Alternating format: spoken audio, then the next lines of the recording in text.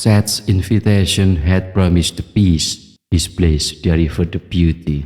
Every god who arrived felt the tension of recent days begin to ease. That was exactly what Seth had decided to do. Then Seth called for silence. He had a gift, he said, a celebration for the gods who had graced his hall. Servants carried it in slowly, a chest of gold and lapis lazuli, the most beautiful object anyone in that room had ever seen. He offered it simply. Whoever fit inside perfectly would take it home. The gods laughed. They took turns, one by one. Too wide, too tall, too broad. No one fit. Seth watched each attempt with patient interest. Then Seth looked at Osiris. Just a look. The king that passes between brothers. Come, he said. You haven't tired. Around them others called his name. Playful, encouraging.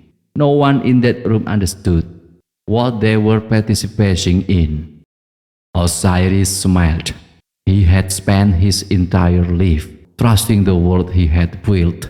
He had no reason to stop now. He walked toward the golden chest. He did not see the 72 shift their position around the room. He stepped inside. He lay down, and the chest fit him perfectly. Of course it did. Seth had measured him years ago in the dark, when no one was watching. He had built it for this exact moment. The lid came down, not slowly, not accidentally. 72 pairs of hands moved at the same instant. The lid slammed. The lock sealed. The sound it made echo through the place, then through the world, then through everything. The vase exploded into chaos. Gods launched forward. Isis screamed her husband's name. The 72 formed a wall. What had been a celebration became a battlefield in seconds. But Seth had planned for this too. He always planned for everything. They carried the chest to the Nile, through the place gates, through the screaming crowd, through the dark Egyptian night. Isis ran, but the 72 held her back, and the chest went into the water and was gone.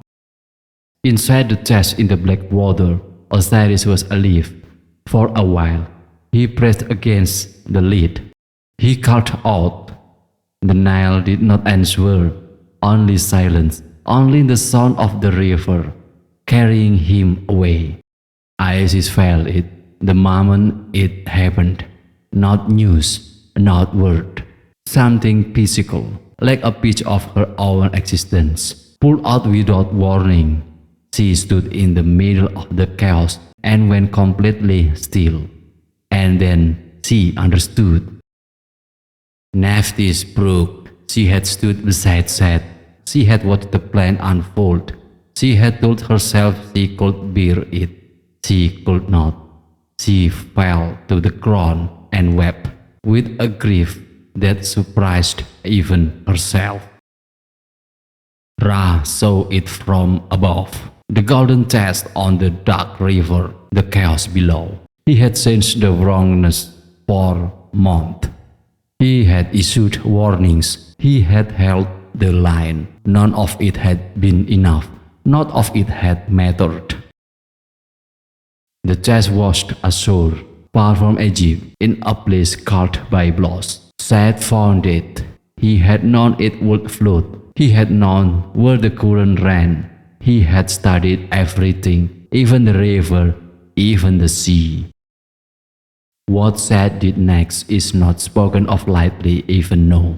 He opened the chest, and he made certain that what was inside could never be restored, never be brought back, or so he believed.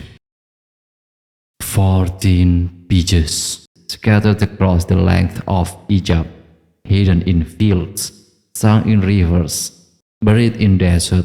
Seth looked at his work and felt something he had never felt before, complete.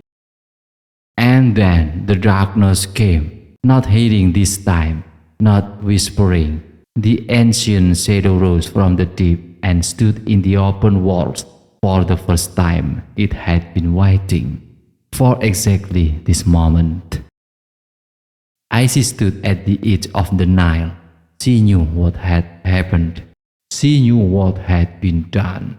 She knew what was scattered across the world, and she made a decision that would take everything she had. She would find every page